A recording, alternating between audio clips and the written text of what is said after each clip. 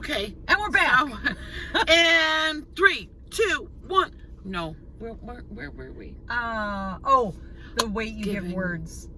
Giving our joy away. Yes. Rather than just being able to walk in freely and just be filled with love and joy. And you can hold space without using those words that make people fall into that self-pity and that, you're labeling their experience.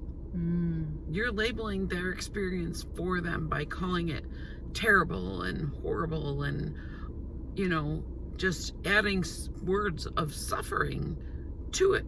So that's programming, That's something we had to figure out. And I still have to make a very conscious effort not to label somebody else's experience.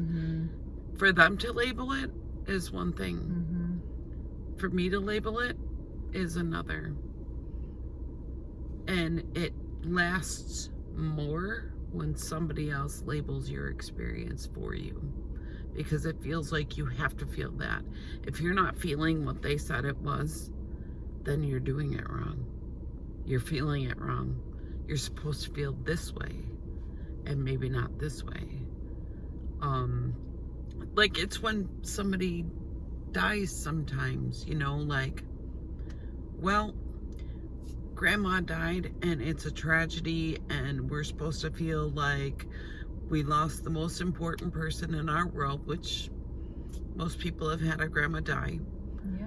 But at the same time, you can think of it as her being reunited with her husband.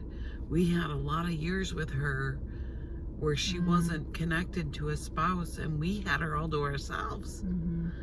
And I'm not saying that to minimize anybody's experience. No. If you're feeling bad about something and you're feeling the loss, absolutely, that is your way to feel.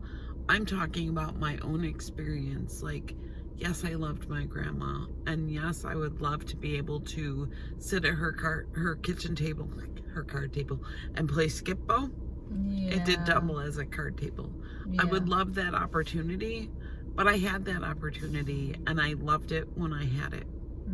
And now I watch her in my life with the way that things flow in, and I get an opportunity to remember her as she was, like that wonderful, loving, kind person who put everybody first. And like she was such a loving presence that you couldn't help but feel warm in her space. Nobody's perfect, and it's not like that 24/7, but you feel the love when you sit at her kitchen table.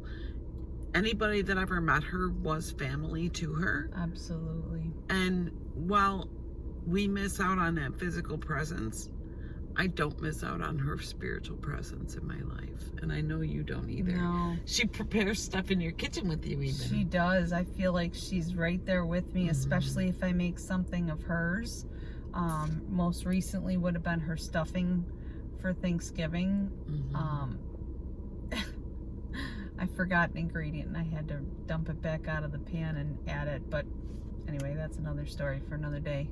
But either way, you felt her. Oh, absolutely. And I have a few of her things around my kitchen, and I definitely feel her spirit. And I actually feel like I'm seeing more of myself, more of her in me as I'm,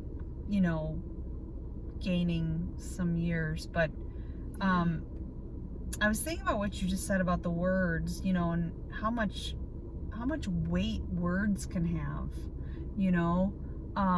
Such an impact.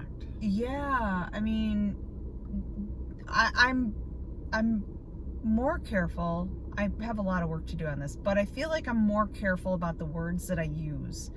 And I go to this exercise class. I've mentioned this before, on Tuesdays and Thursday mornings, and it's a senior ladies class. And sometimes these ladies really get into it about politics and things. And I gotta just cover my solar plexus and walk away, because you don't put your knees up and those cover words, your ears. No, oh God, don't. Yeah, you might want to tell that story. Oh, we told it last Oh, we week. did? Oh, yeah, we did. Oh, that's right. That's I why just think totally. it's so funny because everybody knows yeah, about right. it now. Oof.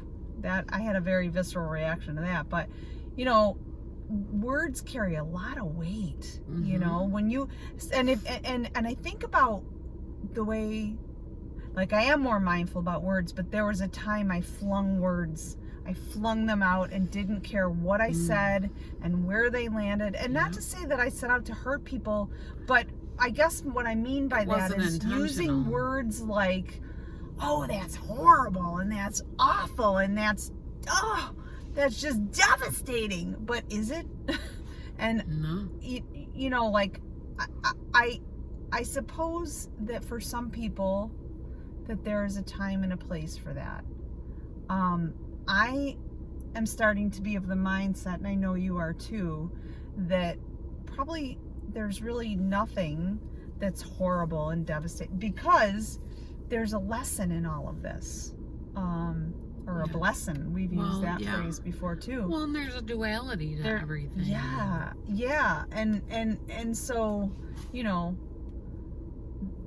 what's on the other side right, of that? yeah, when you peel back the layers, you know. Yeah. The thing is, I don't label somebody else's experience because I feel like we can fall into that old programming so easily, where just me labeling your experience, you might be in a place to receive that as programming. I don't ever want to program anybody around me unless it's with love. And that is not something I want to stick to anybody that I'm conversing with. I can appreciate what you're going through. I can love you where you are, whatever you need from me. But I will not identify with your experience and take it on as my own either. I will love you for what you're going through. I will honor the place that you're at, and I will respect you, and I will not minimize your feelings, or they're yours. They're yours, and they are not for me to label. If you choose to use those words on your pain, that's yours. Yeah. You can choose other words. You know, I'm having a tough time right now, and this is what happened, but you can see it as a growing experience. You don't have to label it just because somebody else would. Think about your own experience and what it's bringing for you.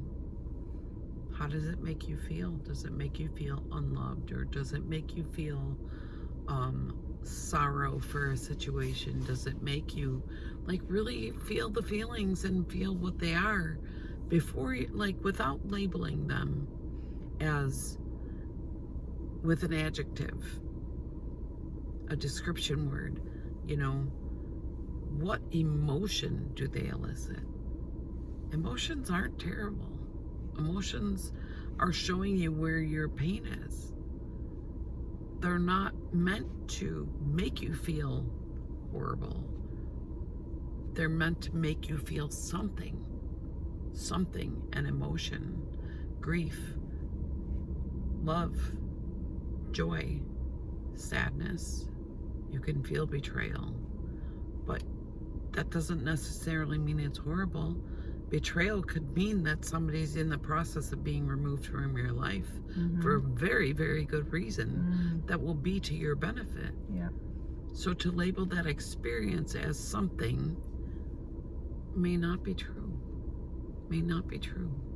Sometimes we don't recognize that until after the fact. And that, you know, that part because is also true. I think about, you know, things that have happened in my life where I probably would have said it was probably, you know, a terrible thing, or, you know, some of you who know me know my story, how I got sober, but my last night was what at the time I would have said probably the worst thing that ever happened to me, but and you know, at that time it was just so shameful and so all the things.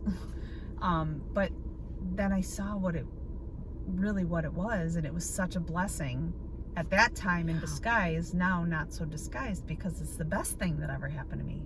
So like, that's, I think, what you're referring to. And then even we were talking about this at lunch. So, you know, I have been working on the way I feel about money, how I'm shifting my perspective on money and the way I look at it, the way, you know, when you come from a background, you know, in generational programming when it comes to money. So I had a certain feeling about money. I've never really been super comfortable with it, and I just, you know, whether there was enough or not enough didn't matter. I don't want to talk about money. Together. You know, so now, you know, my husband and I are going to see a financial planner, and I guess that's what you do when you get older. No, I'm just kidding.